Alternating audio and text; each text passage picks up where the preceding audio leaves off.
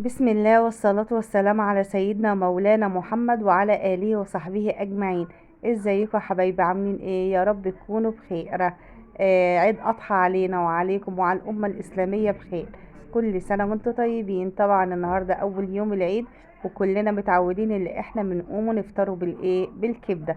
طبعا لو حد مضحي بياكلها طبعا وهي ما شاء الله وهي لسه سخنة كده ايه، وبيعملها يا دوبك بحتة سمنة بلدي وتتاكل، بتبقى أحلى كبدة.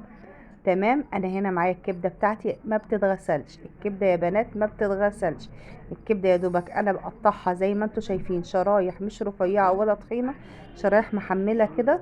طبعا دي انا مش كبده محلات، دي كبده بيتي. بحطها في قلب المصفى وبعصر عليها ليمونه او اتنين على حسب الكميه اللي معاكي. تمام. وبحطها تحت منها طبق وفي نفس وبسيبها حوالي نص ساعه. الطريقه دي بتنزل الدم اللي هو مش مستحب في الكبده. الكبده لو اتغسلت تاني مره بتزفر، بس براحتك، عايزه تغسليها اغسليها زي ما انتي متعوده، بس دي طريقتي انا ما بغيرهاش. تمام. انا هنا بعصر كميه الليمون اللي انا اللي انا حطاها، وهسيبها ايه حوالي نص ساعه عبال ما ايه اخرط الفلفل بتاعها والثوم والشطه بتاعتها. بصوا هسيبها بقى انا بقلبها بس ايه عشان الكبده كلها تشرب من عصير الليمون اللي احنا ايه حطيناه. صلوا على النبي كده وحطوا لي اللايك واكتبوا لي تعليق حلو زي قلوبكم الحلوه يا حبايبي. بصوا بقى يا بنات، انا هنا معايا ايه؟ قرن فلفل احمر وقرن اخضر وقرن شطه وكام فص توم. خرطتهم كده بالسكينه ايه خشن. لو عايزه تنعميه في الكبه او عايزه تنعميه في اللهون براحتك، بس انا حبيته يبقى خشن. بصوا انا الكبده بقى يا بنات ما بحبش احط فيها توابل، لان ما شاء الله الكبده البلدي يا دوبك شويه الفلفل الاسمر ومعلقتين السمنه البلدي. لو كترتي فيها توابل والكلام ده كله بتقلب لكبده مستورده. بس براحتك، لو انت حابه تحطي كمون كزبره براحتك. انا عن نفسي بحب الكبده ملح وفلفل اسمر بس. تمام. انا هنا محطتش كميه الملح المناسبه بتاعتي، يا دوبك رشه كده ورشه فلفل اسمر. وحطيت نص الخلطه اللي معايا، يا دوبك بتبل بيها ايه الكبده بتاعتي. تمام يا حبايبي. بصوا بسم الله ما شاء الله. هنا بقى انا بعمل الكبده، لو انت عايزه تعمليها بزيت براحتك، عايزه تعمليها بالدهنه اللي هي بتاعت بيت الكلاوي براحتك، عايزه تعمليها بمعلقتين ليا كده يا سلام. هو ده بقى ايه عين يعني هو ده الكلام اللي الصح بجد. اما هنا انا بحبها بمعلقتين السمنه البلدي، ولازم تكوني مسخنه السمنه بتاعتك تسخين حلو، قدحه كويسه، وتنزلي بيها بالكبده اللي احنا متبلينها.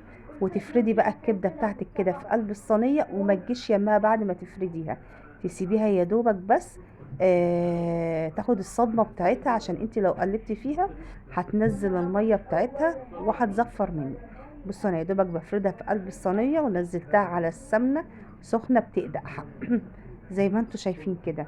بالطريقه دي بقى عمر الكبده بتاعتها ما تنزل الميه منها، وتبقى طريه كده وانتي بتاكليها وتبقى جميله. هنا بقى الكبده بتاعتي سبتها حبه لغايه لما خدت صدمه من تحت زي ما انتوا شايفين. هنا بقى في التوقيت ده عايزه تقلبي قلبي براحتك. تمام يا حبايبي. زي ما انتوا شايفين الكبده ما نزلتش ميتها، ما شاء الله لونها فاتح وجميل. تمام. بصوا بسم الله ما شاء الله، ريحه السمنه البلدي وريحه التتبيله اللي احنا عاملينها في الكبده، والله العظيم وهم هتقلب لك ريحه الكبده خالص. طريقتها تحفه بجد. طبعا الكبده بتاعتي دي كان فيها حلويات وقلوب وكلاوي وكانت مشكله، يعني ما شاء الله الله اكبر. هقلب بقى فيها. هنا بقى هبدا اعمل حفره كده في النص، وهنزل ببقيه الايه الخلطه اللي معايا اهو. بصوا ما شاء الله الكبده مش منزله ميه زي انا ما قلت لكم. ليه؟ لان الكبده بتتشوح على نار عاليه. هنا بقى ايه مش هقلبها دلوقتي في الكبده الا لما اشوح في الخلطه دي ايه دقيقتين كمان. اللهم صل وسلم وبارك عليك يا حبيبي يا رسول الله صلى الله عليه وسلم. اكتبوا لي صلوا على النبي كده في التعليقات يا بنات. اللهم صل وسلم وبارك عليك يا حبيبي يا رسول الله. بصوا بقى انا هنا اهو بدات قلبت فيها شويه التتبيله اللي انا حطاها. هبدا بقى ادخلها مع الكبده بتاعتي. بصوا بسم الله ما شاء الله، كانوا طبق كبدة تحفة تحفة يا بنات. طبعا عيد الأضحى الصبح كلنا لازم نقوم الصبح نفطروا بالكبدة. بصوا زي ما بنوريكم كده انا بنقلب في الكبده. الكبده بتاعتي مش منزله ايه ميه، يا دوبك اللي باين ده الدهان الماده الدهنيه اللي احنا حاطينها في الايه في الكبده. بصوا يعني ابني كان بيصورني بيقول يا ماما الريحه كانت يعني ما شاء الله جباره، كانت فعلا الريحه جميله يا بنات. جربوها بالطريقه دي هتلاقوا احلى طريقه كبده هتاكلوها، والله بجد بجد تحفه تحفه تحفه. زي ما انتوا شايفين كده النار عالية تحت منها، نارك لازم تكون عالية عشان ما تنزلش ميتها المية بتاعتها. بصوا بقى بسم الله ما شاء الله، هنا بقى في التوقيت ده هي الكبدة خلاص كده دخلت على السوا، ما بتاخدش اكتر من 10 دقايق على النار. بتنزلي بقى باخر حاجة بكام قرن فلفل اخضر يا دوبك تشوحيه بس ايه تشويحتين مش اكتر. عايزة تزودي فلفل عن كده زودي. بصوا انا خرة الكبده بتاعتي بسم الله ما شاء الله كبيره، انا ما بحبهاش رفيعه بزياده. انا بحب كده ايه يعني الكبده بتاعتي تكون متخرطه خرة كبيره كده عشان احس بطعمها، لان بالطريقه دي بتبقى الكبده ما شاء الله طريه كده وجميله، وتاكليها كده بتحسي بذوبان كده بتدوب معاكي في البق مش ناشفه. اما لو عايزه تخرطيها رفيع براحتك، انا بحب الطريقه دي اكتر. هنا بقى انا حطيت الفلفل بتاعي تشويحتين يا دوبك. وزي ما انتوا شايفين الكبده زي ما قلت لكم بصوا ما فيهاش نقطتين، ما فيهاش ميه خالص. هبدا بقى ايه احط لها رشه فلفل في الاخر، بقى احط لها رشه فلفل اسمر ورشه ملح، بنظبط بقى ايه طعم الملح بتاعها. وهديها بقى تقليبه وهعصر عليها ليمونه.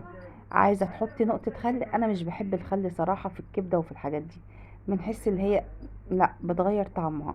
انا يا دوبك الكبده بتاعتي سمنه بلدي، وزي ما انتوا شايفين كام فص توم وقرن شطه حامي اختياري لو انت عايزه. ونشوح الكبده دي بقى، دي طريقتنا اللي احنا متربيين عليها ايه واحنا في بيت العيله. تمام. هنا هتعصري الليمون وهتطفي، مش هتقلبي تاني، يعني بعد ما تعصري الليمون هتطفي عليه. بصوا بقى يا بنات بسم الله ما شاء الله ريحتها كانت قلبة الدنيا. هنا بقى خلاص هطفي النار لان هي كده ما شاء الله استوت وبقت تحفه، عشان الكبده كمان الفلفل ما يتهرش مني. بصوا بقى انا هنا بوريكم الكبده قد ايه طريه. بصوا ما شاء الله ما فيهاش دم ولا حاجه، وبسم الله ما شاء الله بصوا ناعمه وبتتقطم بسرعه وجميله جميله جميله جميله. جربوها يا بنات بالطريقه دي هتعجبكم، وان شاء الله تنول اعجابكم. ولو عجبكم بقى الفيديو بتاعي ما تنسونيش في اللايك والشير والاشتراك في القناه. ومع السلامه يا اغلى اخوات.